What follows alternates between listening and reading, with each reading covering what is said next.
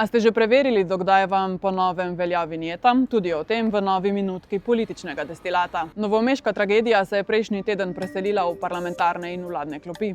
Začelo se je z nagovorom predsednice države, ki je v državnem zboru vsem političnim akterjem na srce položila: Ker smo skupaj zavozili, smo danes skupaj odgovorni, da poiščemo rešitve.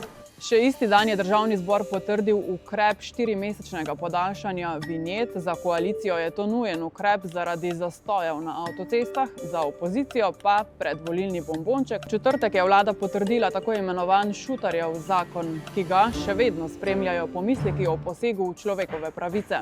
Ločeno od tega pa sta koalicija in opozicija zahtevali razpravo na temo zaostrenih razmer na jugovzhodu države, ki poteka prav danes. Parlament bo nagovoril tudi predsednik vlade. Še en ukrep, ki je dvigoval prah, država je na pomoč kadrovsko podhranjeni policiji napotila Slovensko vojsko. Te ne bo na ulicah, cestah ali v naseljih, pač pa bo policiji pomagala na državnih mejah.